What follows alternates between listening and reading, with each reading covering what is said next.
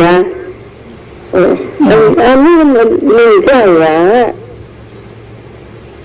เป็นมาเตยใจเฮานะเตยใจตัวเก่านะลูกเสียงคือลูกมันใส่บอกครับอันสายที่สองเจ้านี่ครับเจ้าสวัสดีเจ้าครับเอาเพลงก่อนกันได้แล้วเจ้า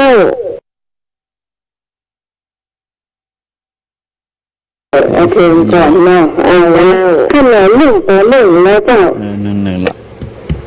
1-1แล้วมาเลยเจ้าเป็นเรื่องราว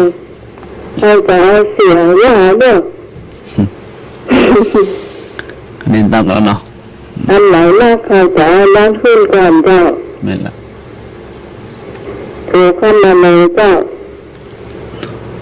เดี๋ยวมันไม่ต่อเนื่องละ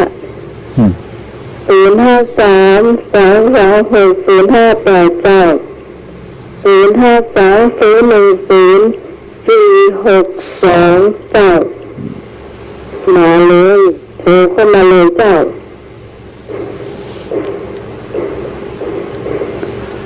เดี๋ยวนี้ก็ยังข้ามหลายท่านที่ยังไม่ได้เข้ามาเถอะครับว่ากันมาไม่ได้ยินอยู่นะว่ากันมาไปยินนี่แกวันเนี้ยก็นี่ต่อแสนติดแบบไหน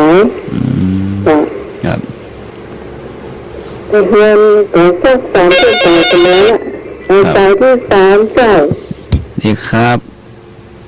สวัสดีครับผมแฟนพันธุ์แท้ครับอยากฟังอย่างก่อนอยากฟังอย่างก่อนได้เอานี่กะเอาเหล้าเจี้ยก่อนดีกว่าครับเหล้าเจี้ยเอาเหล้าเจี้ยนี่ขึ้นก่อนเลยดีกว่ามันม่วนดีครับเนาะเหล้าเจี้ยมันเหล้าเจี้ยมันได้แต่ไม่จัอยู่แล้วก็เล่าไปเรื่อยเลยค่ะเนาะเราเจี๊ยเอาละอันนี้จังเรื่องเลยก็เนาะอายุเท่าไหร่คนอู้เนี่ยกับคนดีเจเนี่ยกับอู้ไปเรื่อยเลยมันสนุกไปเลยนะน่ะอู้ไปเลยแบบต้องเปิดเพลงอย่างสักอย่างอ่ะก็ต้องฟังเหรอก็เปิดเลยเราดึกดึกคือนักข่าวหามีอะไรให้ฟังเจี๊ยกะเราเจี๊ยไว้นั่นมาเนี่ยสายที่เจ้านี่ครับจ้าแม่กันแม่ครับแม่กันแม่มีการต่อตามแม่เจ้าเอาอะไรก่อนเอาธรรมะเอาธรรมะธรรมะมาเอาธรรมะขึ้นก่อนแล้วมาขึ้นก่อนนี่แบบอย่างนี้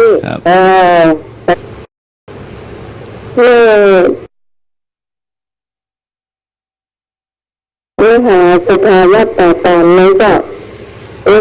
แดงอย่าให้โดยสภาวะต่างอย่างก็ปันแดงมีอ่ะปัตตันพูดสลับไม่ปัตตันเนาะปัตตันมาเด็กตีแล้วเจ้าเล่าครับปัตตันไม่เลือนไม่จ่าไม่เลือนดูมาครับเนี่ยไม่มาครับเพื่อนกำลังฟังเสียงกันอยู่ฮะแต่ไม่ติดแล้วนี่ถ้าตัวนี่กับเอาเพลงไว้สุดท้ายทำให้คุณก่อนนะแต่ก็หนักแต่ดีเหมือนเดิมนะจ๊ะครับเพลงไว้สุดท้ายอย่างเดิมนะครับนี่สักต่อก็ได้นี่สักต่อก็อยากหรือต้นไอ้ดาวข้างวัดแม่ริมนะจ๊ะดาวเจี๊ยดาวเจี๊ยก่อนนี่เห็นไหมล่ะเป็นไรเจี๊ย ฮะ เจ้าของเจี๊ยบมาเนาะ น่าจะ นะ เจ้าของเที่ยวไอ้หนึ่งมาเถอะ เป็น ใช่ถึงสี่เจ้าหลายเที่ยวนะ ไม่แขวนเนาะ อืม เจี๊ยบนะ มีแผ่นสักสายเจ้าเจ้าโทรเข้ามาได้เลยแผ่นสักสายจะดีแล้ว ครับ อันนี้สามสายมาจากเพลงไว้ต่างหลังน่ะ แม่น3 สาย 1 สายนี่เอาเพลงไว้ต่างหน้าที่สายเสียงสามยอด อืม แล้วก็เห็น1 สายใช่เชื่อมาก่อน อืม จะสังเกตได้เหมือนกันว่าถ้าตอนเด็กๆเนี่ย ครับ ช่วงของเพลงจะเหลือแต่ผู้ชายนะผู้หญิงไม่ค่อยมีเนี่ย แม่น จ้ะ ดึงมาเนาะแม่นเป็นสายก็ได้เนาะ แต่นี่เห็นพระเจ้าเมื่อนั้นมีเรียน อ่ะ พุทธประวัติมากกว่า อันนี้พุทธประวัติถ้าจะเอาพุทธประวัติก่อนธรรมะ แล้วก็อันรายการต่อไปกันเลยเนาะ จ้ะ ได้ จะรอสายก็ถ้าเราก็ เป็นลูก ได้ เป็นลูกตายแค่เรื่องของคนตอแล้วกันนะครับ จ้ะเพื่อให้หนูเกิด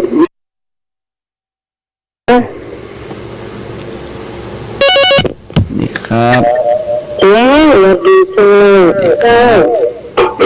นี่มันแต่ละปีเจ้า ครับ เราก็เจ้า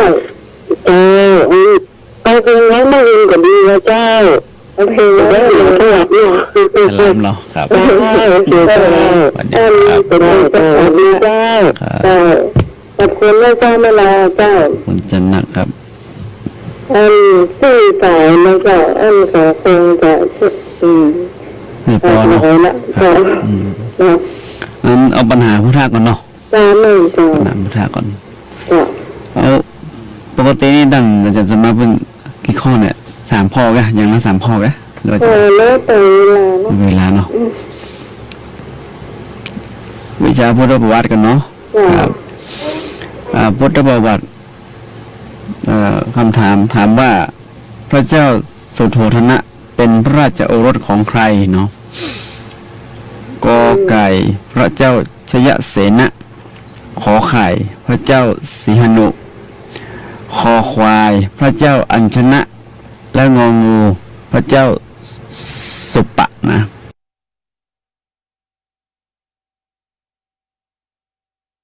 พระเจ้าสุโธทนะเป็นพระราชโอรสของใครกอพระเจ้าชยเสนะขอไข่พระเจ้าสีหนุนะ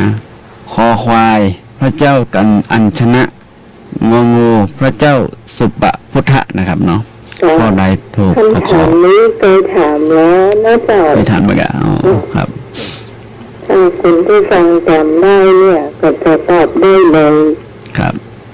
มาเป็นอย่างแรกที่สาวเสียงผมอยากตอบได้เลยเจ้า ตอบได้เลยให้ตอบได้ตอบได้ แล้วเอาเจ้าก็สร้างเงินไปก็ขรับก็รับเจ้ารับก็รับเหมือนที่ยองว่าอะไรรับไปเตยตามไปเตย วันกัลยาณิวัฒนานะศาสนกิจกะเลยไม่ได้ไปด้วยกันครับ ได้พอกอยกันได้ฟังก่อได้นี่ก่อที่78ได้ฟังอ่ะ ใส่ขนาดเลยนะ นะฮะ ใส่ขนาดเลยนะ มันถือว่าไก่กับบ่ไก่นะครับไปเคยไปเนาะบ่ไก่ ถ้าเป็นหนูเคยไปนี่ มันจะไก่มัน สุดยอดอ่ะ ครับหนาวเนอะวันนั้นนะคุณ แล้วตอนนั่นก็ นะครับ มันท้อง ห้อน หนึ่ง ขนาดอากาศ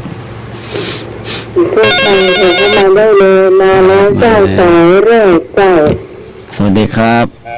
คุณมาเกิดแต่ นี่ครับ จ้าได้เจ้า เออ นั่นเต้ ใส่รูดเนี่ยนี่รับเลยนะ ใส่รูดเลยเหรอ ฮับไปเลยเด็ก เลิกกันตอบก็ได้นะเจ้า ครับ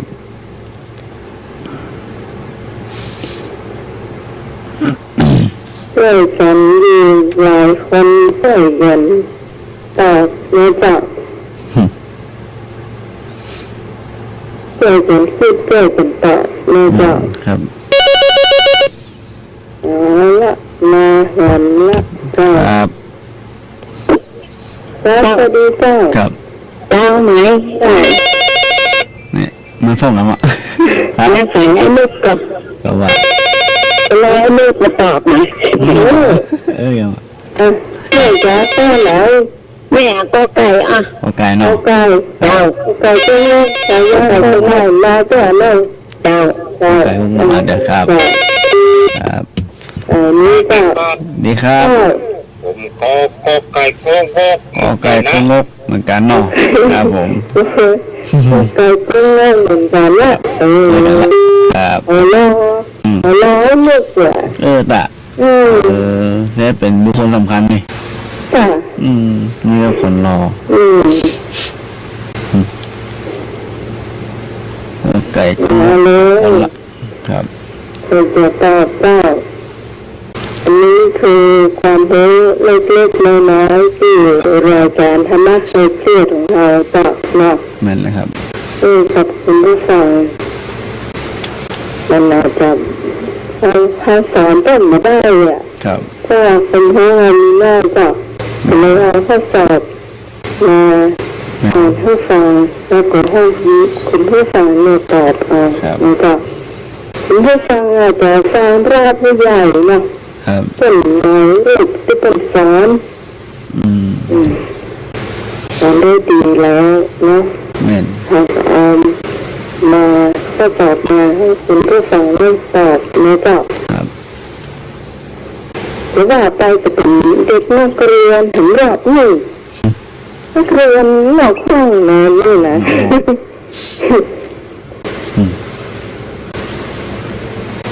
มีสองท่านที่ตอบมาว่าน้ำมาแก้ตอบ นั่นน่ะบอกการ ไม่ ตอบ การเราเจ้าไม่การอยู่มาแก้ตอบได้มาแล้วไหมที่จะแปลสัญญา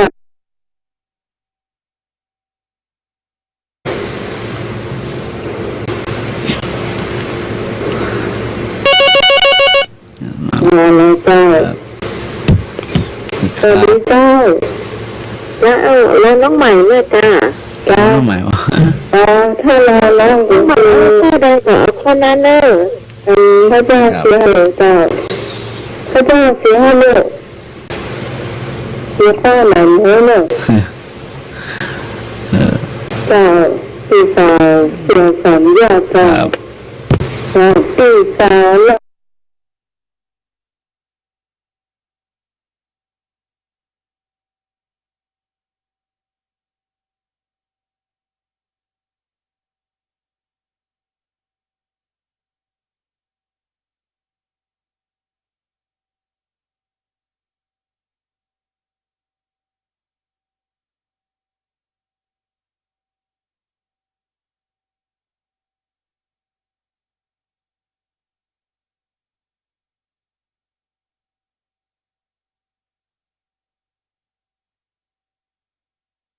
จะดึกเนาะ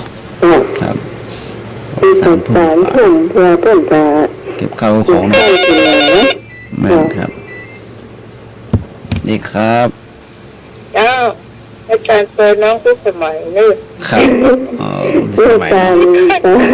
รได้โทรได้แก้เพราะว่าแม่ลืมเติมตังค์ ครับ เช้า ครับสวัสดีครับ ขอบคุณนะเจ้า ลืมเติมตังค์บ่อยเลย ลืมเติมตังค์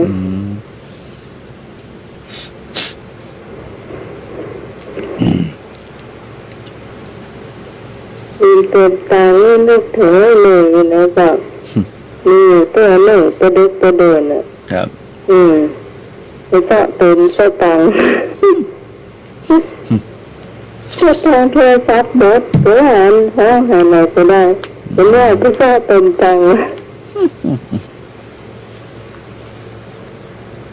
นึกเรื่องเนาะมันเดี๋ยวสหายเนี่ย แต่ว่าคุณผู้ฟังที่เป็นแฟนรายการประจำเนี่ยก็จะเติมมาไว้กับเงินไว้นึกเนี่ยเติมมาไว้เวลาเสาร์ติดเนี่ยคือตัวละ เตรียมไว้ ก็ เนาะ จะมี10 บาทนะครับ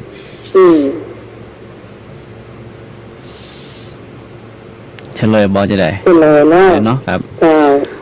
พระเจ้า ท่านด้วยกันไม่ทราบ เป็นราชโอรสของใครเนาะคำตอบที่ถูกต้องที่สุดคือขอไข่พระเจ้าสีหนุเนาะ จ้า อันนี้เป็นพระราชโอรสเนาะของพระเจ้าโสโธทนะนะครับ ต่อไปคำว่าสิทธัตถะแปลว่าอะไรเนาะคำว่าสิทธัตถะแปลว่าอะไรก็สำเร็จสมปรารถนาขอมีบุญมากคอมีรูปงามงอมีปัญญามากเนาะคำว่าสิทธัตถะแปลว่าอะไรก็สำเร็จสมปรารถนาขอมีบุญมากคอมีรูปงามงอมีปัญญามากนะครับเนาะสิทธัตถะแปลว่าอย่างนะครับตอนนี้อยากเหมือนกันเลยอยากไงกันอยากเลยรู้สึกว่าบักเกยมาครับแต่ละคนแบ่งกันคนละข้อก็ได้เนาะนั่นกะคนถูกนะครับมันจะมีครับข้อนี้จึงอยากเทเนอร์เลือกข้อไหนครับหัวเต้าองงอยู่ครับองงยากมากครับมีปัญญามากนะครับมองเนาะครับมันถึงอยากได้เทเนอร์นี่นะแกครับครับผมเล่นกันเนาะเล่นกันคนละข้อจ้ะเล่นนะ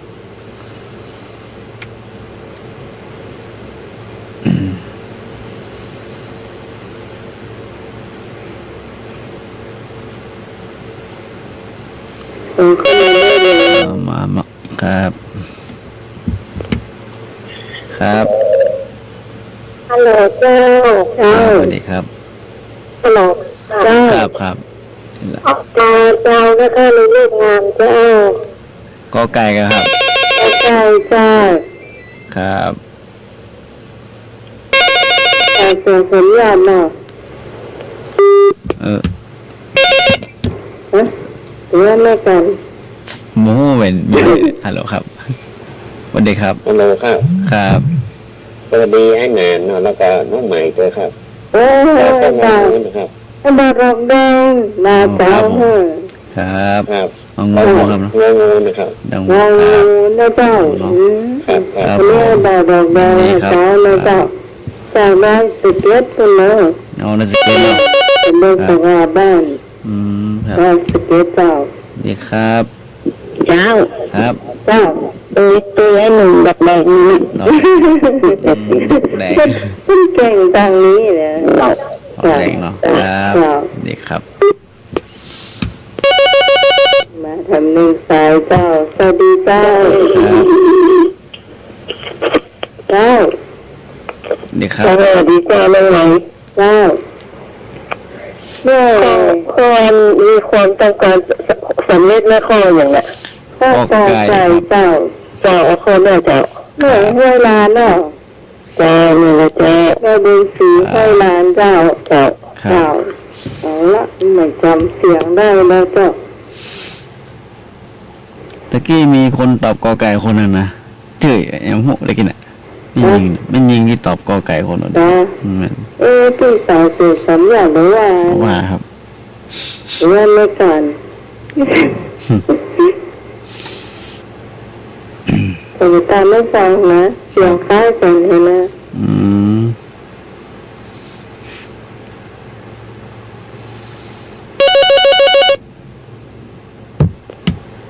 ครับสวัสดีครับ เจ้าสวัสดีเจ้าเจ้าเอาเงินเนี่ยเอาเงินอันนี้ที่สาวสื่อสัญญาเจ้าที่ทำในกันเจ้า งูเนาะครับเนาะ เอาละเดี๋ยวที่สาวสื่อเยอะสัญญาไปแล้วที่ในกันแน่เลย ครับ วันนี้เราสี่เจ้า เออ หนึ่ง แม่น ก็ไก่สองคนละ เจ้า เขางูกับหลายคนนนตะแก เจ้า นั่น คุณผู้ฟังท่านไหนจะตอบแทนเข้ามาเลย053-226-058-052-010-462-9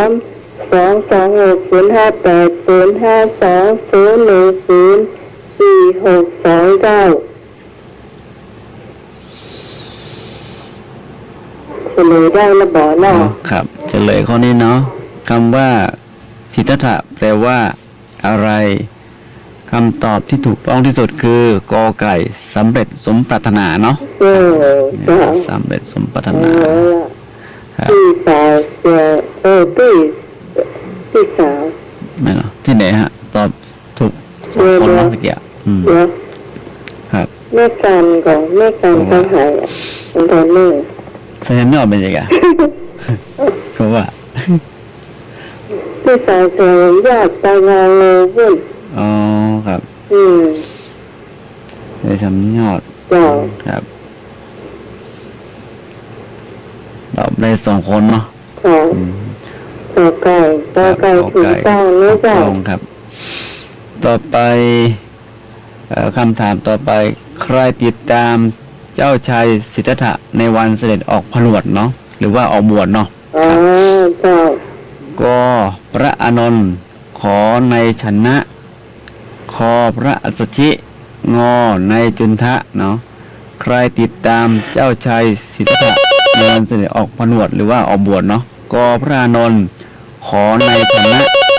คอพระอัสสชิงอในจุนทะเนาะ ตอนนี้ถัดจากไหนเนาะ ครับ ครับ เจ้าไว้เดี๋ยวดีกว่าไปที่แม่แม่เจ้าให้หลานเจ้าได้เลยให้หลานเจ้า ครับ ได้ ไม่ แม่ ยากเนาะ แม่ ครับ ให้หลานไปตอบต่อไก่จำได้ละ จ้ะ ไอ้นี่จะตอบในชนะเล่า ชนะครับ ให้หลานเจ้า ชนะขอไข่ชนะ ไปฟังเนี่ยจนมีกันเหมือนกันมีเชื่อนักเหมือนนะครับ โอเคครับ มาธรรมดาก็แล้วกันแล้วก็ไก่เน่ที่ตายเสียงหลังยอดได้เน่จ้ารับก็หน่อย ครับครับ ใช่ ดีครับครับ ใช่อะไรฉันหน้าน่ะ ในช อะ นะ ไรฉันหน้าน่ะ ครับ เจ้า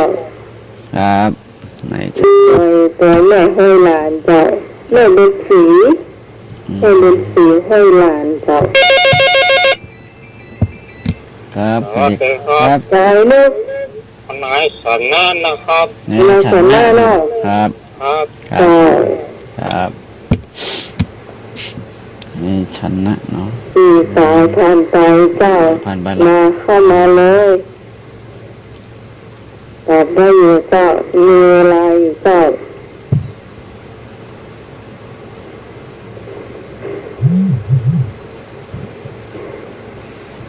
มีเวลาเนาะครับ จ้า053-226-058เจ้าวันนี้หนึ่ ครั ง บ ได้สองสายเนาะ ครับ 052-010-462เจ้า ครับ ต่อหมายเลขประสานดีคุณผู้ฟังสามารถติดต่อเขาได้ไหมเจ้า ครับ มาเราต้องได้จะตอบก่อน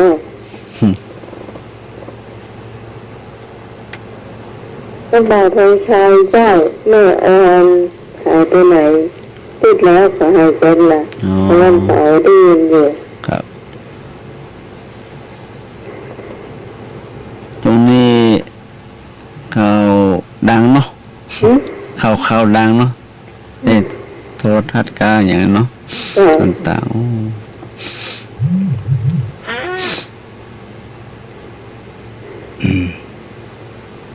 ถ้ามันมีไปตอบจากเฉลยนะเจ้าเนาะ แม่นเฉลยเลยบอก เจ้า คำถามนี่ถามว่า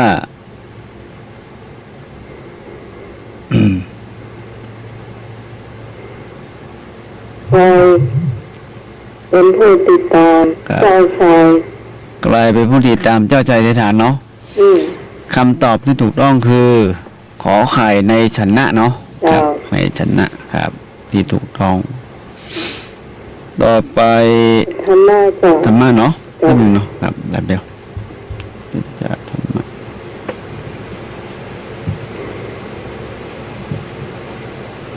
อืม ต่อไปเป็นธรรมะคุณผู้ฟังที่เก่งธรรมะก็ตอบมาเนาะ ธรรมะวิชาธรรมะ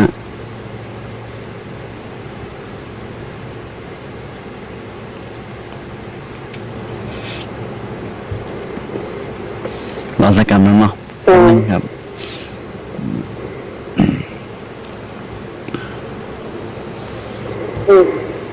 รอสักครู่ รอสักครู่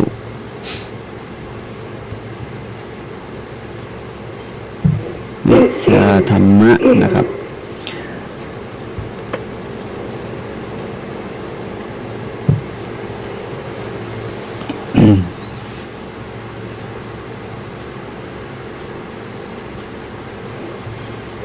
ไม่ได้มาโทรเข้ามาก็หน่อยไม่ได้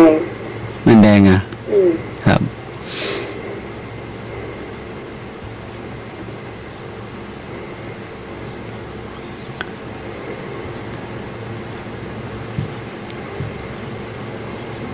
ไปกราบไม้ยังไม่ได้ ปกติมันไปมาคำมืดกะ ก็สักประมาณ3 ทุ่มก็เลิกก็ อ๋อครับ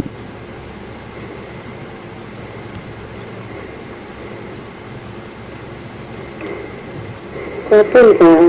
กินข้าว อืม นะ ปกติมันจะนี่ก่อนเนาะให้เข้าก่อนเนาะครับวิชาธรรมะเนาะครับ ข้อใดเป็นผลของธรรมะมีอุปการะมากนะครับ ก็ให้อดทน ขอให้รอบคอบ ขอให้ฉลาด งอให้ซื่อสัตย์เนาะข้อใดเป็นผลของธรรมะมีอุปการะมากนะครับ ก็ให้อดทน ขอให้รอบคอบ ขอให้ฉลาด งอให้ซื่อสัตย์นะครับเนาะข้ออย่างนะครับ ที่ถูกต้อง ที่เป็นผลของธรรมะมีอุปการะมากนะครับเนาะครับใครตอบได้โทรเข้ามาเลย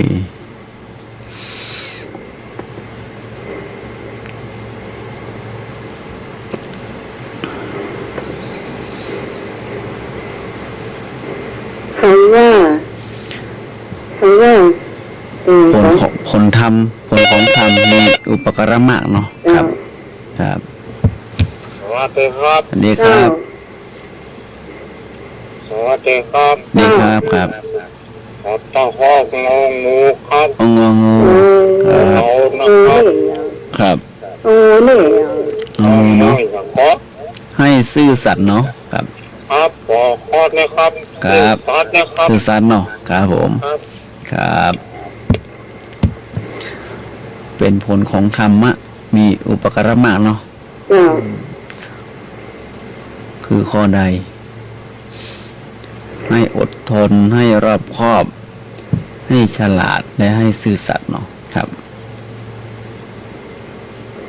คำที่มีอุปการะมาก ครับ คือ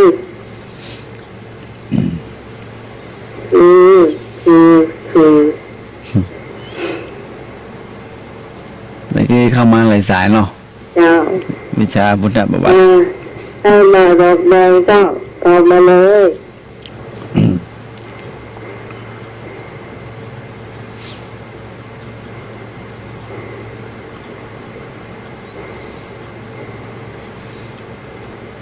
ก็ได้ให้ก็ได้นะเจ้า ครับ ทำให้มีอุปการะมากคือสติสัมปชัญญะนะเจ้าเอาแปลออกมาเลย ครับ เจ้ามันจะตรงข้อไหน น่ากะครับ เอาละ ดีครับ เอาละ ฮัลโหลสวัสดีค่ะ เจ้า ก็ไปเนี่ยน้องไหน กอไก่ครับ เจ้า ครับ ขอบคุณครับ เจ้า กอไก่ให้อดทนเนาะครับตอนนี้นะกอไก่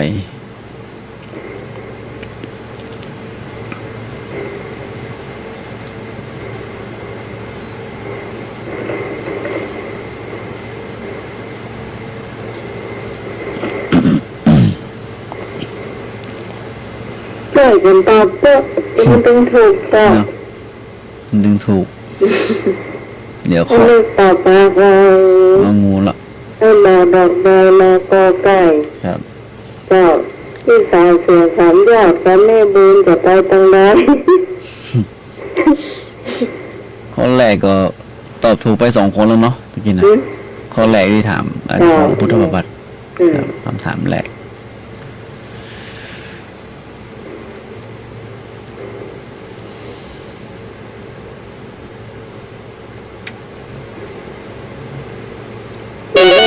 พระเจ้ากำนันมาจะต้องหวัง นะ นะครับ เติมเข้ามา ดีครับ ข้าวหัวเจ้าเจ้าเอาสติสัมปชัญญะละกันค่ะ สติสัมปชัญญะวะ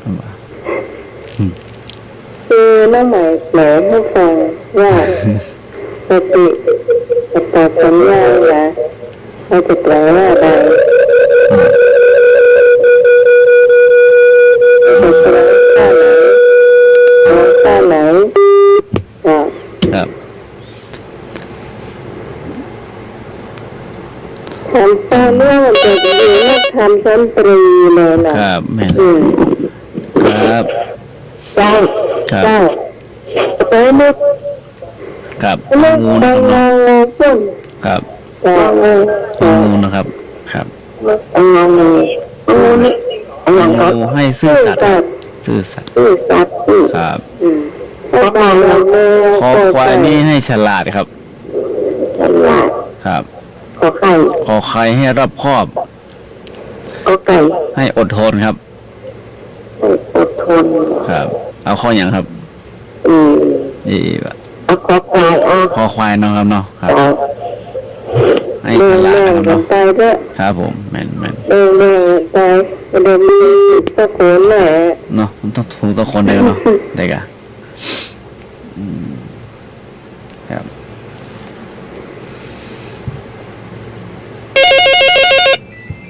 มาเดินมือสา ค ย รับ ครับผม ครับผม ร้อย มาครับผมมีปัญหาครับผมครั ส บ วัสดีครับผม มาครับ เจ้า ไปทำมาเชียร์ทุกท่านนะครับ ครับ เจ้า ข้อไหนที่มันลวกๆอ่ะข้อนะครับ เอาข้อนั้นเนาะ ครับ แล้วรอ เอา บ ลูกเลย ครับ ลองรัก ครับผม ครับผม ครับ ครับครับ ดีครับ ดีครับ เจ้า อันนี้ พ่ ร้ อ อน เหรอพ่อลง คอควายร้อนวักว่ะอันนี้ข้อที่มันร้อนวักคอควายครับเฉลยเนาะ เจ้า ครับคำถามถามว่าข้อใดเป็นผลของธรรมะมีอุปการะมาก เจ้า คำตอบที่ถูกต้องที่สุดคือ ขอไข่ให้รอบคอบเนาะครับ รอบชอบ สติสัมปชัญญะเนาะครับ สติคือความระลึกได้ แมนครับ สัมปชัญญะคือความรู้ตัว ครับ เจ้า แมนต่อไปวิชาธรรมะข้อต่อไปคือธรรมะคุ้มครองสังคมให้อยู่เป็นสุขเนาะตรงกับข้อใดเนาะ เจ้า ก็ธรรมะเป็นโลกบาล ขอธรรมะมีอุปการะมาก คอธรรมะอันทำให้งาม งอธรรมะเป็นเครื่องเจริญเนาะธรรมะคุ้มครองสังคมให้อยู่เป็นสุข ตรงกับข้อใด เจ้า ก็ธรรมะเป็นโลกบาล ขอธรรมะมีอุปการะมาก คอธรรมะอันทำให้งาม งอธรรมะเป็นเครื่องเจริญนะครับเนาะอ้าว เจ้า ข ข้อไหน ก็ข ถู อก ฟังว่า ครับ ตอบมาได้เลยเจ้า ครับ อีกที่พิษมัดเลยอย่าเพิ่ง พิมพ์มนต์เนาะอืม ขอส้มหม้อขอไข่ อื เนี่ย มเดี๋ยวไปงงมนต์เนาะ ก็สนใจเห็นไหม ไปหมด นะ ละ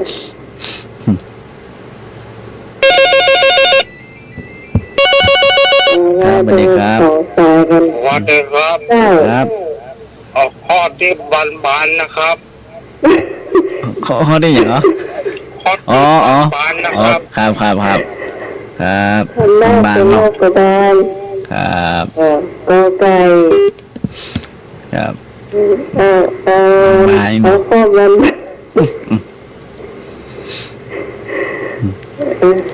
จะว่ากันนะ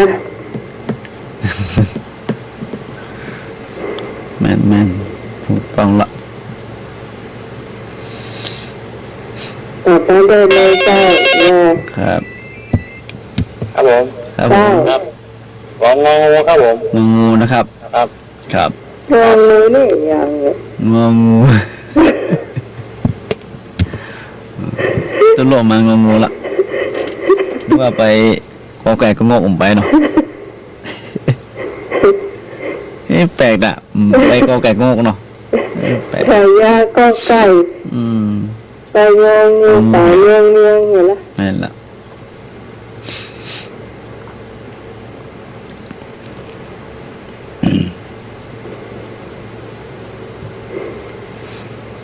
เราจะที่ละอ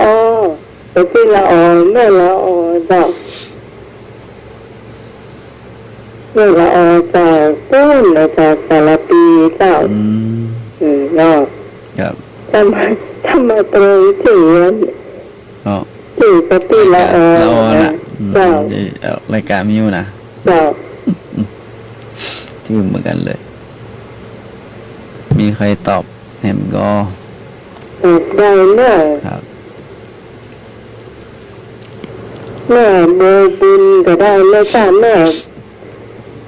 ก็เบอร์บุญตาสันทรายหนองหานนายตาเป็นบอกว่าฟังรายการธรรมะหายเกลือแต่ว่าเราได้โทรเข้ามาเตือนได้เมื่อ ครับ จะแต่ข้อมูลจะได้เจ้ามาเป็นอย่าง เนาะ เนาะ แม่นได้กะ แต่มาได้เองจะแต่ข้อมูลเจ้า แม่นละ ลองโทรเข้ามาแล้วเจ้า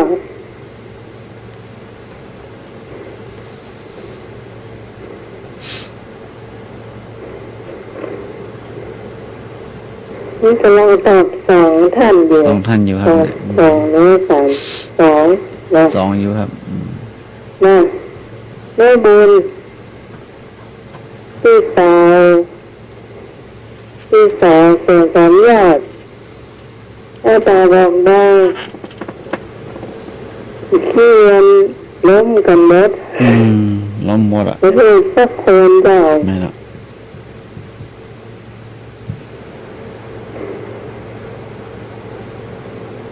อ่าน อืม เห็นสักรอบนะเพื่อให้ ได้ คุณ ครับ ผู้ฟังเข้าใจนะ คำถามว่าธรรมะคุ้มครองสังคมให้อยู่เย็นเป็นสุขเนาะตรงกับข้อใด ก็ธรรมะเป็นโรคบาล ขอธรรมะมีอุปการะมาก ก็ คอธรรมะอันทำให้งาม งอธรรมะเป็นเครื่องเจริญเนาะ ก็ ข้อ ถ้า ใด ธรรมะมีสาระมากก็คือข้อตะกี้อยู่แล้ว แม่น เจ้า คนตะกี้นี่ อันนี้ละไหวบอกให้เลย นั่น ก็ติดตามไปเลยข้อนี้ เข้าไปเลย ก็คำตอบที่มีอยู่แล้ว แม่นละ ก็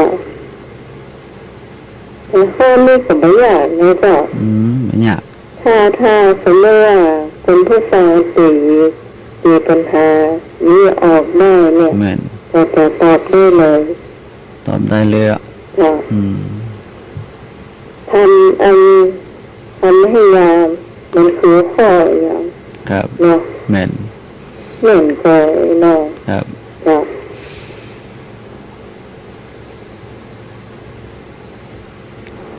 ทำให้งานนี่มันไม่ได้ตรงกับคำตอบของนี้เนาะ ก็ ครับ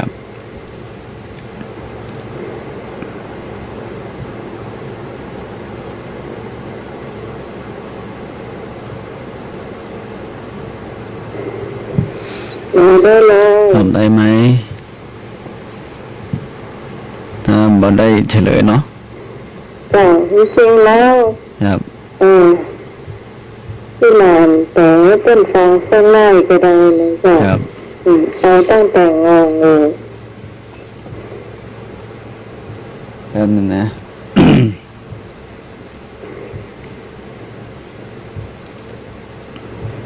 หืม เราตั้งแต่งองูคอควายขึ้นมา เดี๋ยวเนอะมัน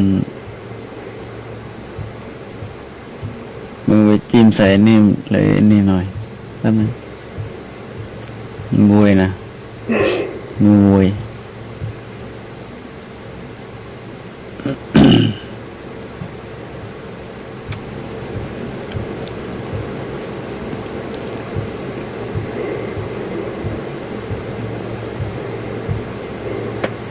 อืมมันเจออะไรแกแล้วมันนี่เป็นอย่างนั่นเลย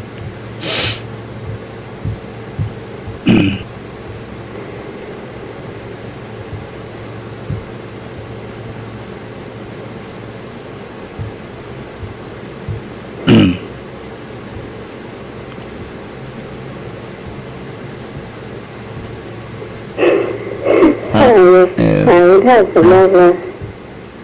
มาหายมาหายมาหายมาหาย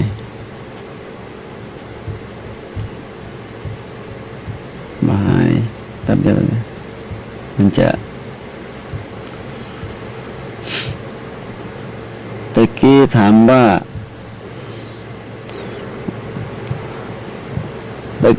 ธรรมะคุ้มครองเนาะสังคมให้อยู่เย็นเป็นสุข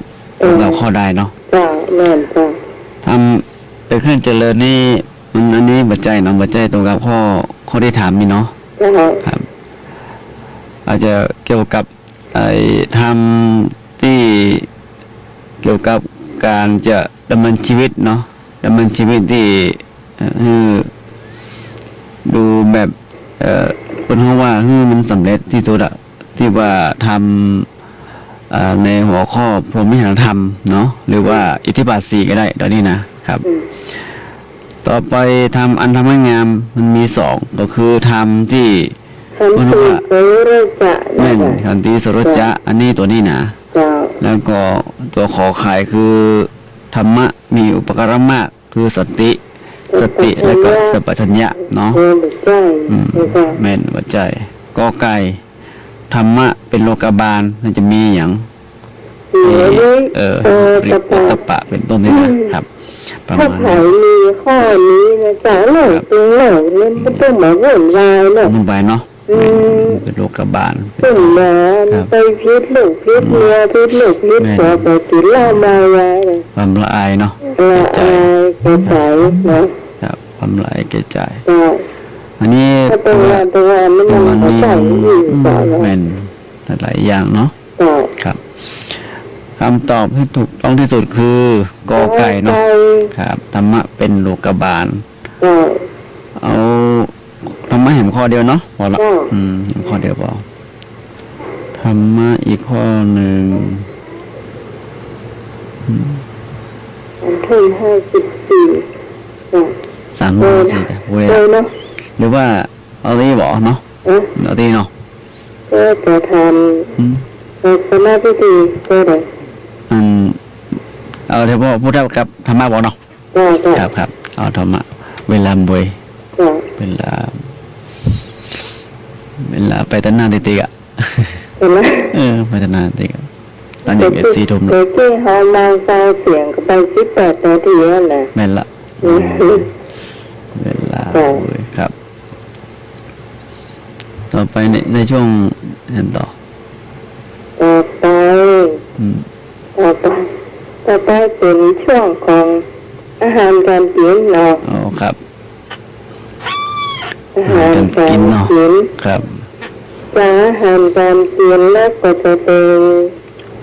เหล้าเจี้ยอะไรเนี่ยเจ้าเหล้าเจี้ยอะไรครับ ดาวคาวา ดไม่รินเจ้าตลาดเชี่ยโอ้ ดีเนาะ ตลาดเชี่ยก็หลับไม่เข้าใจ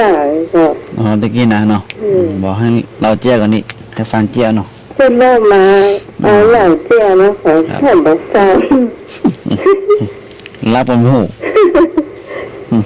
นี่จะกำพูดแล้วนี่รับไปกันเนาะ เมื่อน่ะแต่วูนี่โทรเข้ามา ทำ เนาะ แม่เดินเจ้านะนี่อย่างวันนี้ทำอย่างห้อง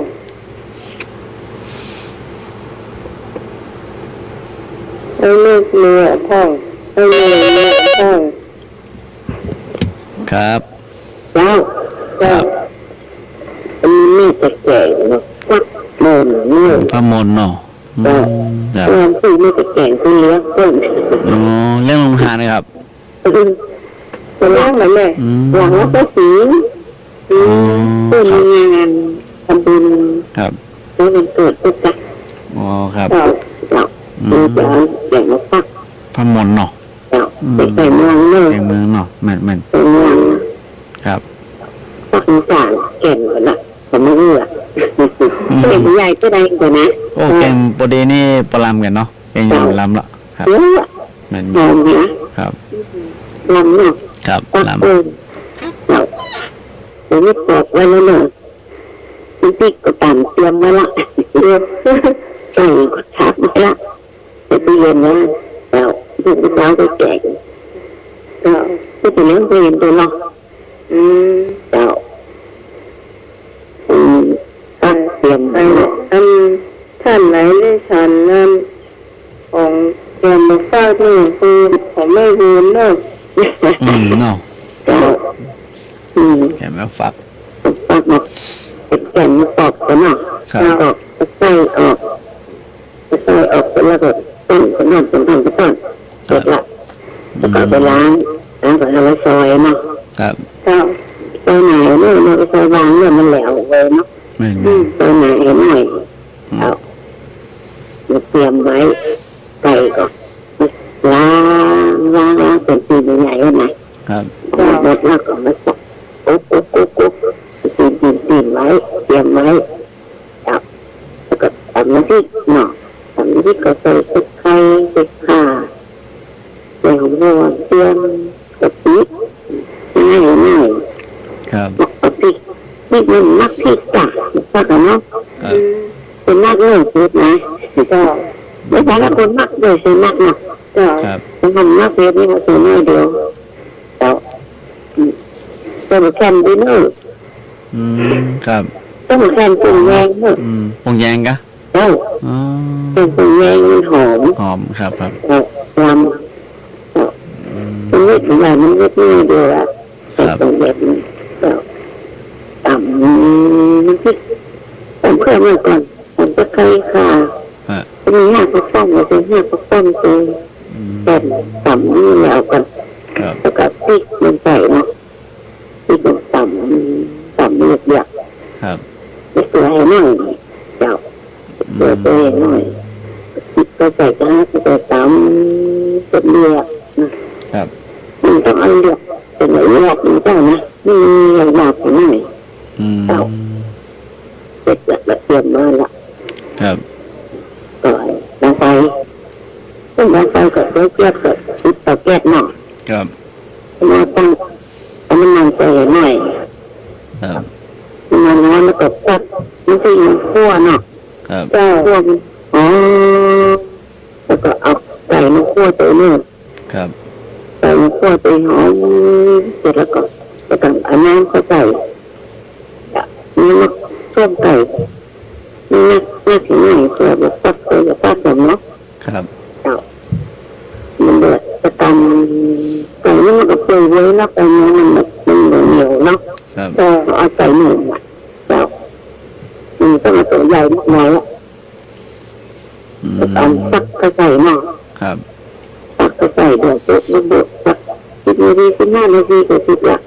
ครับ แล้วก็เตรียมใบมะกรูดเนาะตีใบมะกรูดไว้เนาะใส่ต้นหอมป้อมไว้เลยใบมะกรูดก็ใส่ก่อนเป็นหอมป้อมก็เอาต้นหอมป้อมปล่อย น้ำเนี่ย อืม ใส่รถดีก็ผมจะรถกาซิมแล้วเนาะ ครับ จ่ายเนี่ยก็เติมเอาเนาะ แม่น เจ้าแล้วก็ยกลงเลยกด มันก็ก้นเนาะ กดละ ก้นละ ถูกละ อ๋อขยากละ อย่างแม่ก็แม่พอตับไก่ก็โอ้มีหมดอะมันเอาไปซื้อไปเป็นตัวเนาะ อืม มีทั้งหมดเลย ครับ เนาะ เอาตับไป ตับไก่ อืม อันนี้มีก็อย่างทั้งหมดแต่ซื้อเป็นตัวนึงเลยอะตัวละเกิดซื้อละตัวที่นั่นนะแต่มันก็กลับมือเลยนะตัวใหญ่ตัวใหญ่อะเดี๋ยวได้จะหนักหนึ่ง ครับ จะหนักกันนะต่อก็หนักเดี๋ยวมันก็สุดละเดี๋ยวมันก็สุดแล้วแต่นี่มีแก่งไม่รู้เนาะแต่นี่แก่งแล้วไม่นอนแต่ทางใดอันนี้แก่งแล้วอันนี้แก่งข้ามมาแล้วทั้งวันก็ดักแซ่บไปไหนนี่ นี่บุญแกงนี่มาเนาะ เจ้า แกงนี่มาละ แก่ง ฟ้ามนเนาะไก่ แล้วละ คนแรกครับ เลยกินนี่เลย อืม แล้วก็ เป็ มาน ห้อง เล มัน ย เนาะ เจ้า ลำบินนะห้องมันเย็นแล้วเหมือนลำเนาะ นะ ถ้าเย็นแล้วเหมือนลำแล้วเนาะ เราต้องกินร้อนๆ ห้ เนาะ องนะครับ ผู้หญิงแก่ไฟหน่อยว่าเตรียมหมดละ ครับ แล้วก็กำหนด10 โมงก็เอาไปเผื่อเนื้อเพลนะเนาะ ครับ เจ้า หม้อใหญ่กะหม้อพอดี ใหญ่เยอะ ใหญ่เลยอ๋อครับ เจ้า ดีกะหมด เลี้ยง สตุ คนน่ะมั้งเลี้ยงสัตว์ตัวคน ครั เดี๋ยวเจอจะเทศเลยนะไม่ใช่ โอ้ แก่เมืองเลย เมืองเฮาได้กันเนาะ เจ้าแก่เมือง เมืองเฮาบางคนไม่ใส่กะทิเนาะ ครับบางคนใส่กะทิ ไม่ใส่เมื่อน้อนี่ถ้าเหมือนตัดใส่กะทิครับ มันหอมเนาะใส่กะทิกะทิ ครับ สวัสดีครับ ใส่ไม่ได้ เอาจากไอ้ดงบรรดาไฟเจ๋งเลยใช่ก็ต่างไอ้ไฟแม่ละ เรียกนะ ลงมาได้ละ ต่างไอ้ไฟแม่เปิดมาแต่งมาฟัก ก็แต่หายใจเลย เปิ้นมากเนาะครับ แง่นะคือขึ้นแต่ปุ้น จักมันร้อน ขาฟังคือ เป็นแบบนั้นก่อนมาอยู่วันประการไม่ได้ยินอยู่เลยเลยประมาณนั้น คือจะขายปล่อยแม่เป็นมาเชื่อละเอ้ย ครับ หน้าเขาหัวเป็นหัวละไอ้หน้าปากกาหัว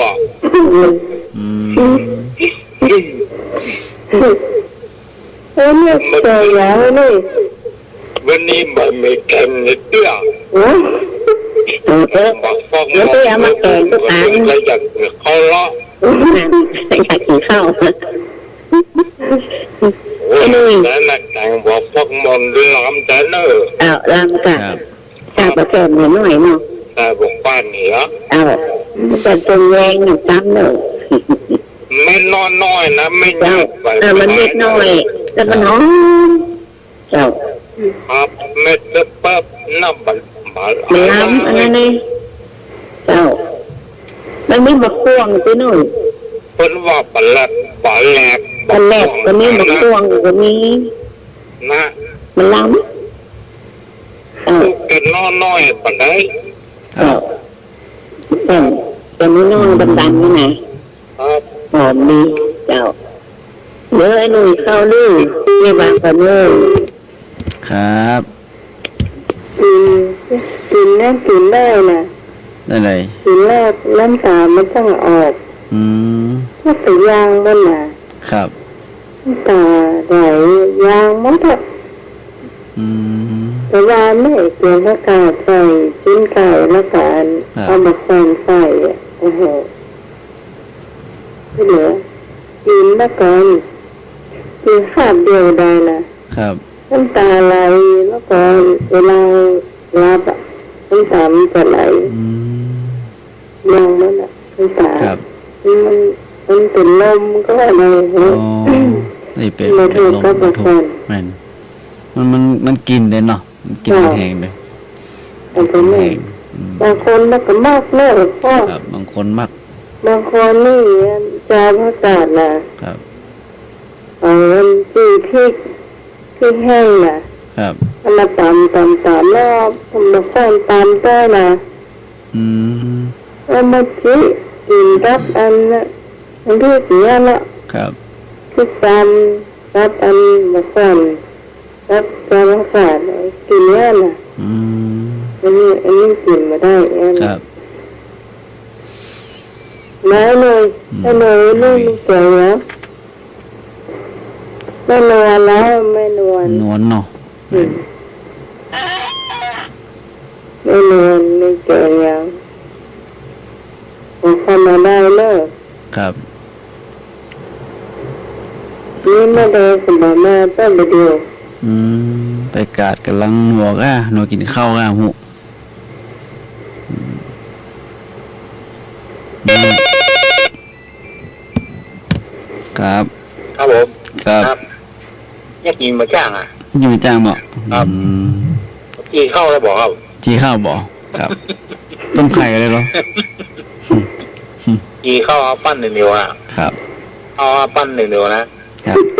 ปิดมันแน่นๆนะอ๋อ แม่น ปิดมันจะแน่นน้ำมันหมูได้หน่อยนะ แม่น เอาเป็นแป๊บๆอ่ะยองทานแดงๆนะโอ้มันหอมเนอะเยอะหน่อยนะ แม่นมันหอมบ่ครับ มันปิ้งคือใบมามองเหลืองๆแดงๆนะครับ เพราะขนาดละ หม้อขนาดเนาะอะไรกันครับ ปิ้งแดงกันน้ำปิ้งแดงข้างคืนเลยนะน้ำร้อนก็เจียวหน่อยนะเพราะต้องแข็งนะล่ะ เดี๋ยวนี้ เจียวนะ วันนี้มีละอ่อนกินมีเนาะผมรู้จักเนาะ รู้จักกันหรอ รู้จักแล้วครับ โอ้โหเนี่ยมันไม่เจ้ารางวัลหรอก อืมครับ การนึงเข้าเนี่ยมันเข้าเย็นได้หรอกเพราะเย็นแล้วบีบอ่ะ เบียร์ไว้เนาะครับ บีบอ่ะพริกแดงการพริกกับพริกการมาข้างเมื่อคืนน้ำมันแห้งเนี่ยน้ำร้อนก็เจียวเนาะ ครับ น้ำมันลึงอ่ะ ครับ จุ่มนี่นะให้มันกินนะ อิ่มไหมล่ะครับ เดี๋ยวรุ่นเร็วมันกินแล้วเนาะ โม่ในนี่หลด รู้ เล จั ย กกันหรอ มูจักแล้วครับเนี่ยร้อน ตอนนี้กินจะตึงวันเนาะแจ้งไปแจ้งแล้วล่ะหน้าหนาวต้องให้เลยเนาะครับหน้าหนาวนี่เนาะ ข้าวจีเนี่ย ครับพอจี ข้าวจีน้ำพริกแดงนี่ข้าวจีปลาทูเค็มเนี่ยก็ชอบข้าวเย็นเหลือแล้วมันนึงบีบแล้ว ครับ แนวจนเร็วนะ ไม่ บีบ ละ จนเร็วเป๊ะให้จนแป๊บๆอ่ะ อืม ปิ้งทาน ไป ปิ้ กิ ง นแรงเนาะ ครับ ไปกินแรงเกิน3 วันนี่ติดฝายนะ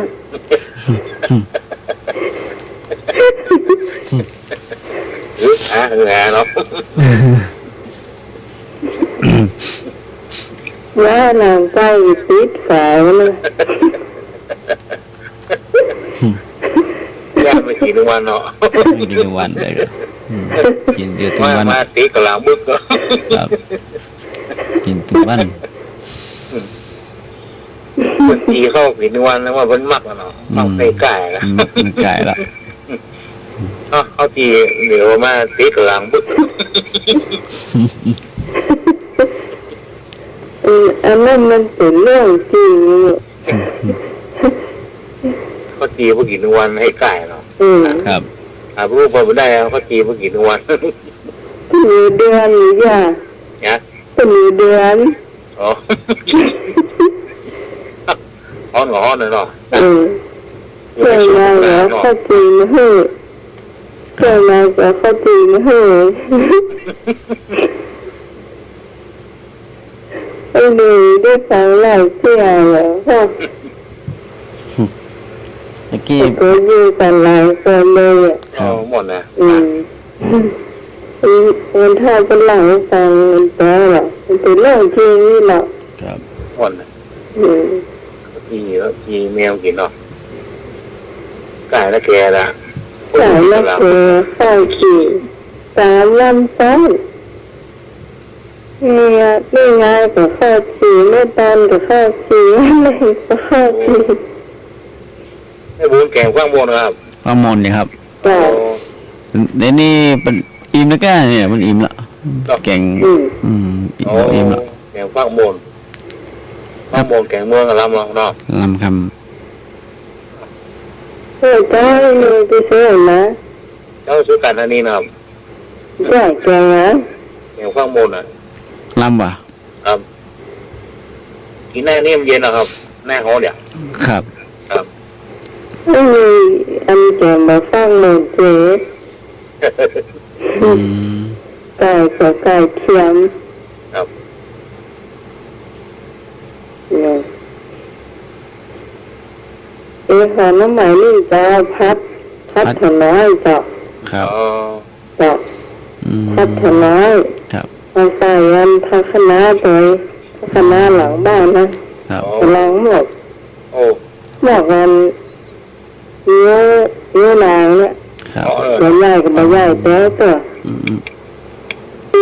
เดี๋ยวนี้มันมีตึงพักกาดมีตึงพักคณะ มีวน มี เนาะ ตึงแบบทัวหลังบ้านนะ โอ้หลายอย่างนะสักวันอย่าไปเก็บเลย โอ้มาเลยโอ้น้านอนถ้าสมัครมากับท่าน โอ้ เดี๋ยวนะ ทั้งปีชา อืม อืม เดินทางก็เริ่มซื้อแล้วนะครับ อ๋อ เริ่มซื้อละ สู้ระเบิดลำนะ ไปซื้อน้ำพริกมา ครับ พริกแดงซื้อมาเป็นเกลือกิโลเลย อืม มาทำเอาใส่กะทิอ่ะ ครั ใส่ บ กะทิใส่น้ำหาไม้ขนมพรอ่ะ อื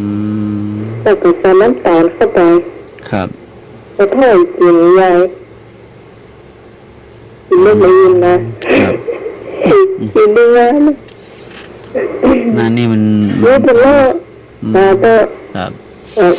วันไหนที่มันมาวันไหน ฮะก็พอกันเนาะยังโมโหเดี๋ยวนะ จ้ะ บันแน่นอนเด้อ อืม เดี๋ยวรอทั้งสมัครปีมาก่อน เดี๋ยวพอกับเนาะที่ได้ไปครับ ถึงว่า เจ้า ครับ ปัดทวดที่โควิดสมัยต่อตาดก้า ฮะ ปัดทวดที่โควิดสมัยต่อต้านนาก้า น่า ต่อ นี่ ต้าน ปลูกมาเห็นแล้วนานเดือนน่ะเดือนนี้ปลูกมาเห็นแล้วมันออกมาเห็นแล้ว ถ้าจะได้ต่อต้านนะว่าก้า เห็นไหมมาเดี๋ยวนี้มันมีแบบถั่วฟักยาวผักกาดเนาะ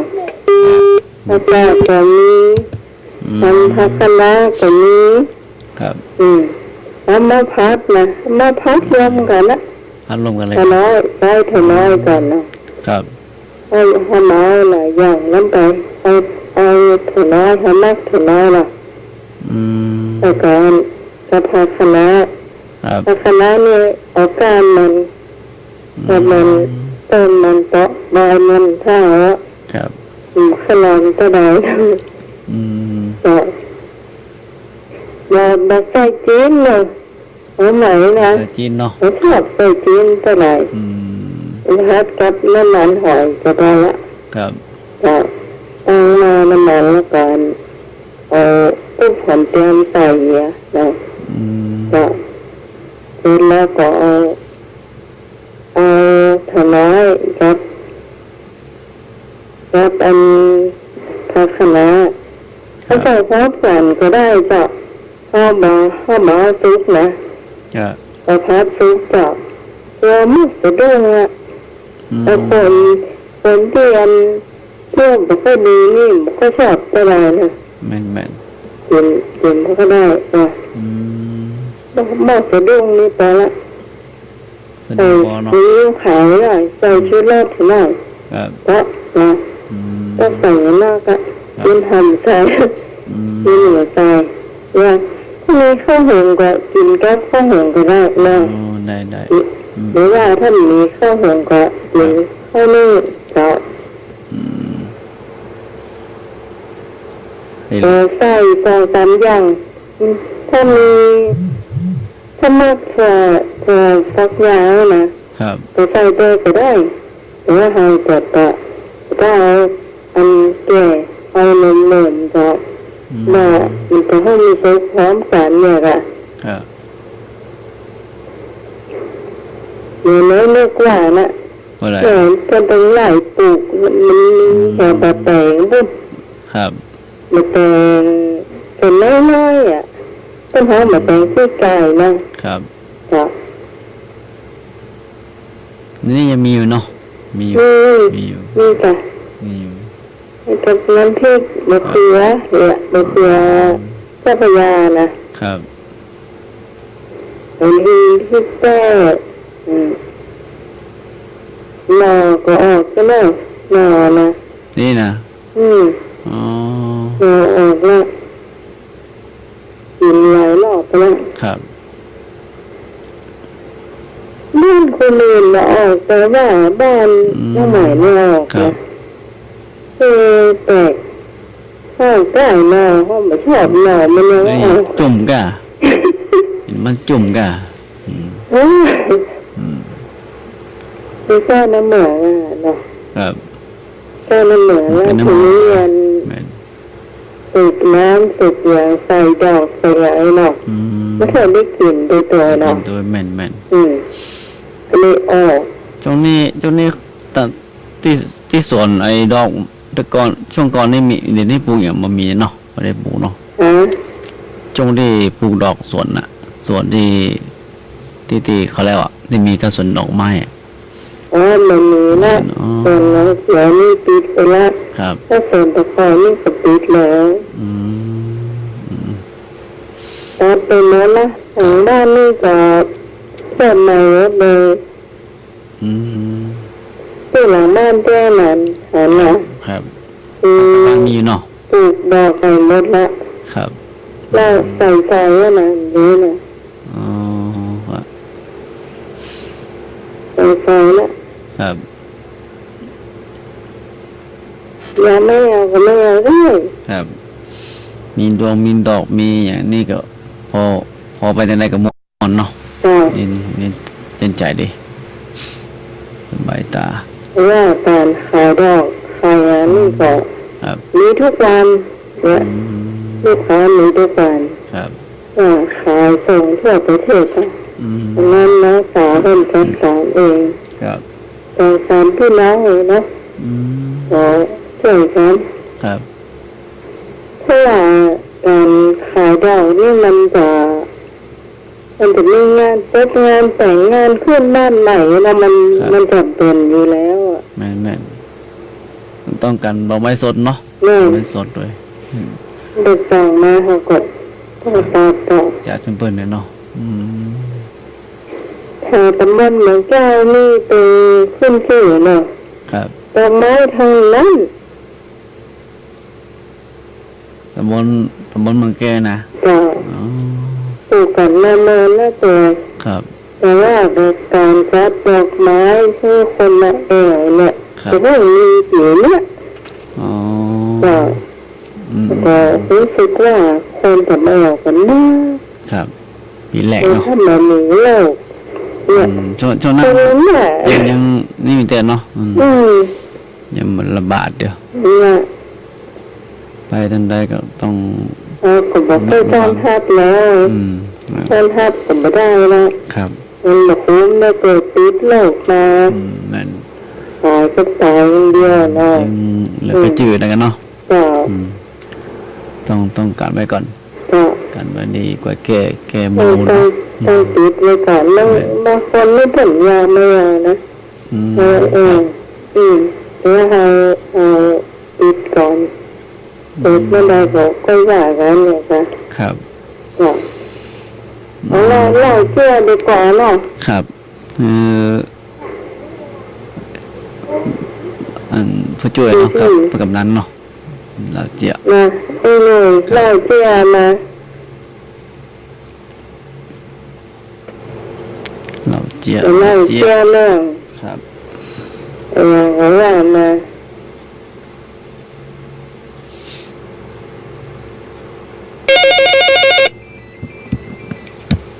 ครับ ครับผม ครับ ครับ ที่ก้องมาไม่รู้กี่ก้องนะครับ กองเนาะครับ ที่นี่ก็ก่อนเบิ่งมันโตมาแก้วเนาะ ครับ โตมาแก้วมันมีคนนั่งปูสัตว์นะมีหมอดูหมอเงี้ยเนาะ ครับ หมอดูหมอเงี้ยกันครับดูตั้งคนเขาโม้เขาไม้อะไรกันตักมาแล้วก็ดูโอนไปเอาเข้าไปแวะเอาเนาะดูหมอดูเงี้ยกันนี่มันลงข่าวนะครับ เจ้าโง่คนเดียวเลยเหมือนแล้วเนี่ย ดูหมอก็ตั้งกันไปตั้งกันมาครับไอ้นั่นก็ดูนั่งดูก่อนดูทุกอาการเนาะดูมือเอาแบมือไม้ครับว่าดูหมอดูแบมือได้ดูไปดูมาครับเพราะช่วงนี้ดวงดีเลยว่ะไอ้น่ะดูหมอดูมือลายมือหรอกปิ้นไปปิ้นมาโอ้ไอ้นี่ดวงดีมีจุกอย่างเนาะมันก็เอะใจเนาะครับคิดได้ หมอแน่ใจแล้วกันว่าผมดวงจะดีแม่นรับรองตอนนี้ไปเป็นวันแต่วันจะดวงจะดีครับเอะใจดวงดีที่ไหนท่านจราจรยึดรถไปพูดอะไรอย่างได้ขี่รถแล้วติวมาเลยวะ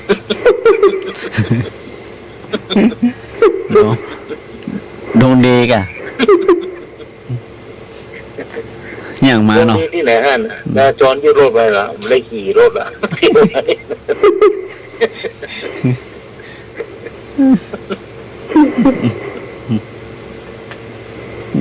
อย่างนั้น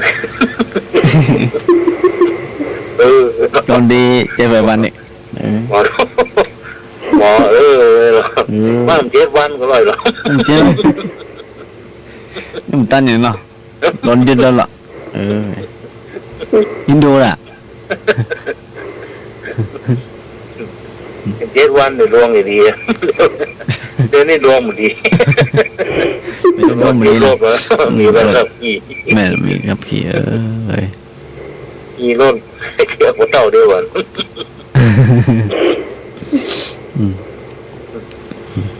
นะเดี๋ยวจะมาเนาะแอนท่านสมัครเที่ยวกล้องเต้นเนาะนี่ก็เที่ยวแล้วก็นี่เราไปกรุงเทพหน่อยครับไปกรุงเทพละไปกรุงเทพมาใหม่แล้วไปสัก10 วันนี่ก็คุณอู้ไทยเนาะแล้วมันก็ไปแล้วไปอยู่พูด10 กว่าวันนะปีกมาบ้านอู้ไทยหมดกันอู้ไทยเหรอครับบอกกัน7-8 ขวบเลยครับแค่อวดเตือน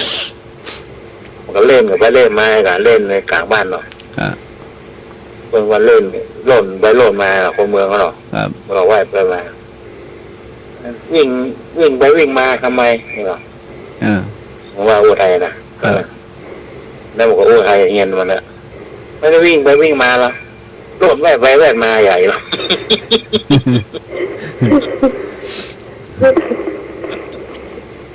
อู้ไทยเงียนเพื่อนไม่ได้วิ่งแล้วล่นแวดไปแวดมาล่นไปแวดมานั่นว่าที่แบบตากันไม่ให้มาไหนมาเลยให้หนูเล่าครับลืมบ้าสมาธิสั้นนะพวกนี้เกี่ยวกลมเนาะโอ้ใช่ที่อันตากันไม่ให้อ่ะครับที่อย่างแบบอันเจออะไรไม่ลานผมเนี่ยกันลานผมเนี่ยกันเป็นร้อนนักเรียนเนี่ยกันครับอู้ภาษากลางเนาะมันแอวในห้างเลยกันแล้วเพื่อนมันปะโรงเรียนเนี่ยว่าท่านเจอแกในห้างแล้วหมอว่าเธอทำไมไม่เอื่น3 เดียว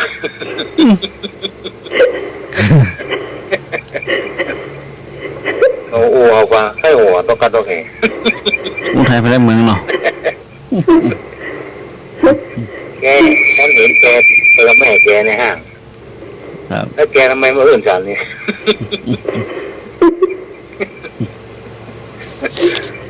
ดูน่าชื่อรอนะ ไม่เห็นลืมคิงอ่ะ มันหรือว่าทำไมไม่เรียกฉันนี่เนาะ มันอยู่คน ทำไมไม่เอิ้นฉัน ไม่ห้างกว้างเนาะผมเจอกันเลยป้ากันนะครับ ป้ากันทำไมป้าโรงเรียนนะว่าฉันเจอแกไปกับแม่แกถ้าแกแล้วเห็นทำไมไม่เอื้อนกันเนี่ย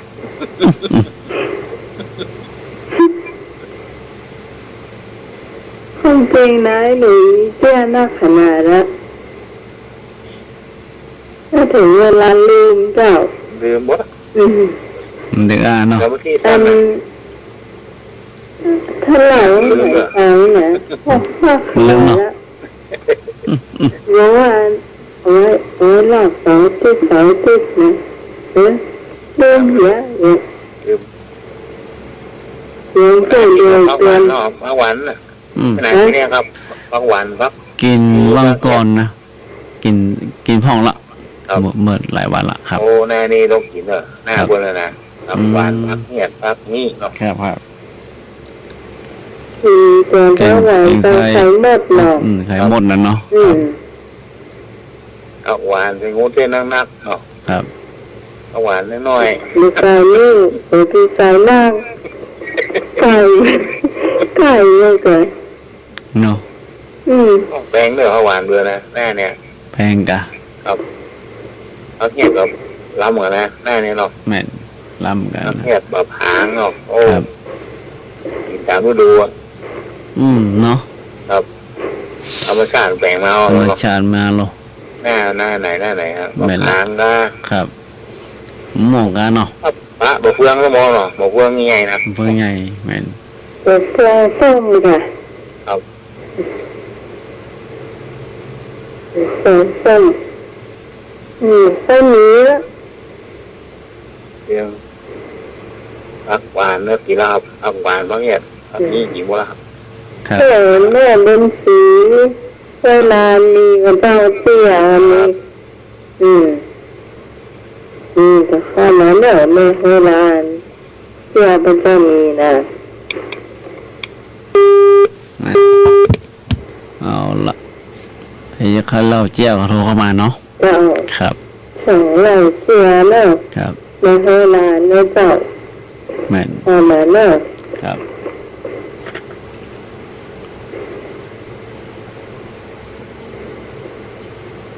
ตัวตากันรับนั้น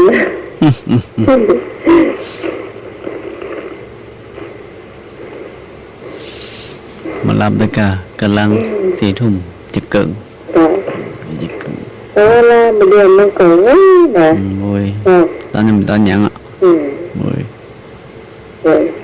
หน้าฮ้อนน่ะหน้าฮ้อนเลย น้าห้องไว้กะไว้ขนาดละ ถ้าหน้าหนาวนี่ก็มันเลยจ้า หน้าหนาวเนาะ 6 โมงวันเนาะ เกิดขนาดละ นี่ถุงนี่แต่ว่ามันมีนะ อันนี้แต่ว่ายังมีอยู่ มันแรงมายังแควนหน่อยนะอากาศดีหน่อยเมื่อวานนี้ห้อนอากาศตั้งแต่บ่ายเลยนะห้อนขนาดละครับ แต่เจ้าแม่สาวว่าหิมะตก พระเจ้ากะมาโตอีก หิมะตกว่าสาวอีกนะ อากาศก็แน่นอนได้เนาะมันเจ้าก็มันเตะกันรอบนอกเลยมันเตะกันหนาวเลยครับครับ สวัสดีเจ้าเจ้าแม่เฮียจะรีบรับละ จริงๆครับ สั่งรับตัวคืออย่างว่าตัวอ่ะโอ้คนเดียวก็รับปล่อยเตี้ยแล้วแต่เหม็นเอาเลยก็จะใช้ไม่ไหวเลยได้ยินเสียงก็ได้ยินชัดเลยเปิดลำโพงก็ได้เหรอ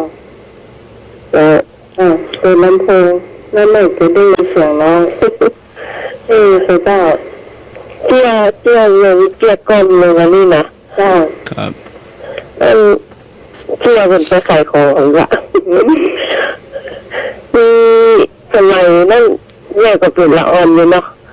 เป็นละอ่อนเพิ่นไปขายของจากไปที่สันกันแปลงเนาะแปลงใสก็เอาหน่อเอาหน่อไปขายกันแล้วก็ยายนั่นเป็นเด็กคนบ้านเดียวดีเนี่ยนะยายนั่นสามารถเอาเงินไปได้สัก40 50 50เลยเนาะแล้วเป็นอยู่ประกาศที่นี่ก็สั่งว่าคือยายนี่เป็นจีบป๊อกนะครับจีบยายป๊อกนะแล้วก็สั่งให้จมูกเป็นมาห้างอ่ะห้างอยู่ประกาศถ้าเลิกประกาศงานห้างกำเนิดแล้วทีนี้ก็ยีบรับไปแล้วนกหัวข้อนกหัวจะเป็นหึกกันเลยเวลากระเกงลูกเวลากระเกงลูกเด็กกันเลยเด็กกันเรียนท่ากันเลยเรียนนกอะไรนะฟักจะจริงมันจะกำเห็นตัวพ่อเจอคนละห้องกาจะกำลูกมันห้องลูกมันห้องไม่คืนลูกมันไม่คืนเรื่องห้องไม่จองปักยิ่งคืนเชี่ยกล่องจบแล้วเลยจ้าจบแล้วครับครับจ้าไม่หัวอันนี้แม่ต้นคงมาได้ยินเสียงหน่อยเนาะครับถ้าจะได้ก็ตัวลำโพงนะเจ้าสามารถตีเสียงตะกร้าตัวเนาะเสียงตังไทยตัวถ้ามาได้ตัวลำโพงเนี่ยก็จะไม่ได้ยินนะ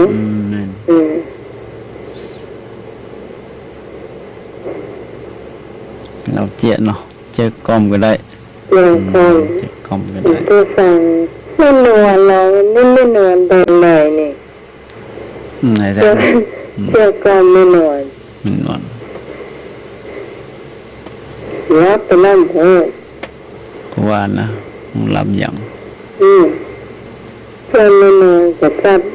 เพื่อนนอนเลยเวลาป้าเนี่ย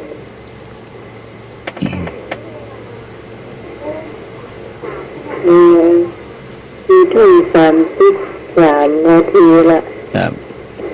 เป็นผู้ฟังท่านไหนมีเห็นต่อเตี้ยท่านไหนมีให้ไปแล้วเลิกครับมันยังเนาะช่วงนี้ถือว่าตังไอ้คงสร้างเนี่ยทับสัญญาณได้หรือยังครับน้ำปลาซางอีกอะปลาซางถ้าเป็นวิทยุของเขาเนี่ยถ้าล่ามอ่านลงไปไม่ค่อยมีสัญญาณมันจะมีแล้วโทรไม่โทรมาตลอดแต่มันอาจจะพอดัง YouTube กับมันนี่ดังเพจของ104ของพ่ออาจารย์ด้วยเนี่ยครับทางสถานีด้วยสถานีด้วยของเขานี่เรามีอยู่นะถ้าข้ามไปเชียงไฮ้ได้นะเชียงไฮ้ลำปางนะมันมีผ่านไปต้นได้นั่นครับถ้าเลยไปทางตัวอำเภอแม่ริมเลยบอกคันนี้ละเสียงหายครับครับขอทำป่าเนาะสักพอดนะครับป่าเนาะเตี้ยหนังคนยังชอบกินร้อนชอบกินดีหนังคนยังชอบกินร้อนชอบกินครับใครตอบเรียนตอบได้ตอบมาแล้วเดี๋ยวเราคุณยายชอบกินคุณยายชอบกินเด็กลืมได้ผู้ใหญ่ลืมดีใช่ไหมเคยบอกไว้เมื่อก่อนว่าเด็กก็ไม่ใช่ห้องกันไม่ละอย่ามันหนักลำไปเนอะแม่ ตอบได้ตอบมาเลยครับ ตอบเลย ได้ นะ ตอบมาเลยได้ตรงนี้เนี่ยมีเลยนะพ่อเอาไปกิน ผมก็มีนี่อยู่ อืม ผมก็มีนี่อยู่ ครับ ดี ต้อง เด็กลืมได้ผู้ใหญ่ดื่มดี เอาใครตอบได้เนาะ อ๋อ ดีอย่าง ผมมีนี่2 กล่องก่อนนะ สองกล่องก่อนผ่านมานี่จะกล่องกะ เออเหมือนไหวว่าได้ไม่เคยไม่สมเสียใจ ครับมาละค อา รับ จารย์ว่าน ม นม อาจารย์ครับ นมหยังนมหยังนมหยัง ไปใต้ นม ว่า ห จะ ยังมันขึ้นต้นแต่ว่าดีอ่ะนมดีมั้ย ใช่เลย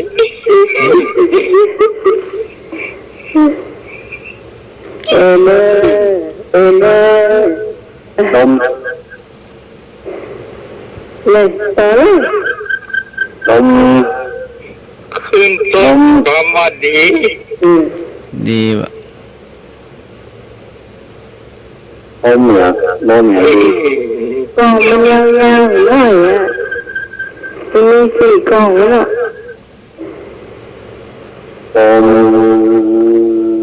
หวาน ใช่เลย เส้นนมวัวนะเป็นนมวัวอ่ะ นมงาน มดีไรเห็นไหม ใช่เกือบพลาดเกือบถูกละ ทำนม แฮมนมอ่ะ มันมีงาตัวอ่ะ เพื่อนผสมงานทำตัวลูก เนี่ย ครับ ดีเหรอดีอ่ะ ผมมีนี่2 กล่องกันนะ ดีพร้อมดีงาดี ใช่เลยแอนดี้ เคยหันก็ที่มันมี4 กล่องแค่หนึ่งมี4 กล่องละ ก็ให้ดังเดี๋ยวเนาะให้ดังเดี๋ยวก็จะดีละ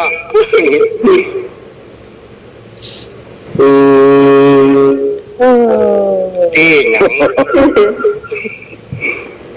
เดี๋ยวนะดี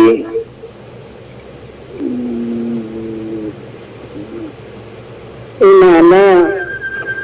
มันได้นะ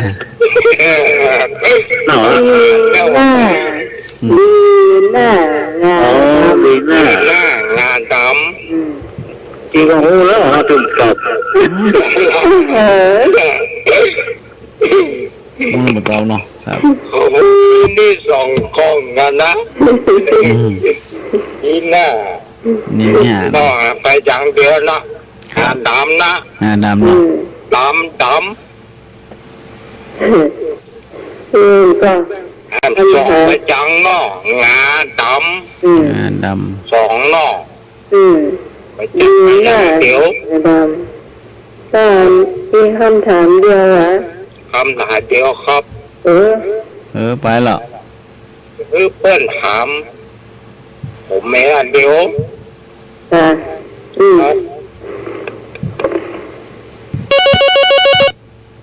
มาละ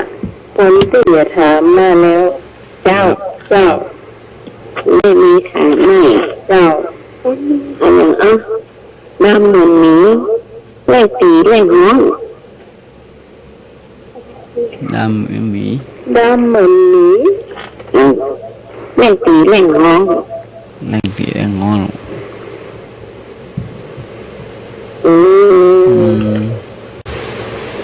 มันอยู่ไหน อืม ก็บอกกันว่าค่ะแล้วมันมีเรื่องสีเรื่องแท้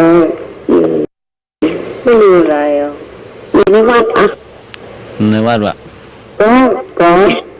อ่า ก็มาดูหนักกันบอกอีกก็ได้ละ ครับ สี่ทำอัน ครับ สี่หูปันตาสี่ขาสองกล้องสาม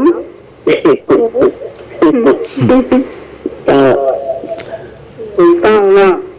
ถูกต้อง ถูกต้อง เจ้า ครับ ว่าอัน มีละ เสือเล่นเดียวตีควายตรงมือ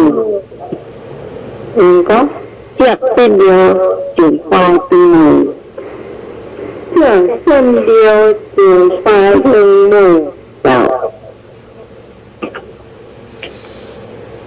อืม เยอะเส้นโดย มันมือ จุงไปจุงหัว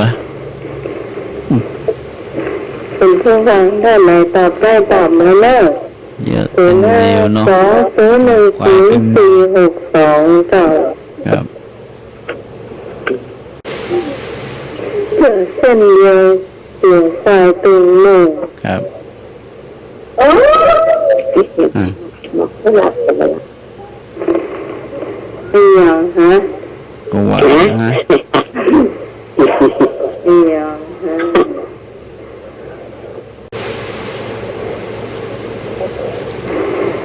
ฟังสามารถ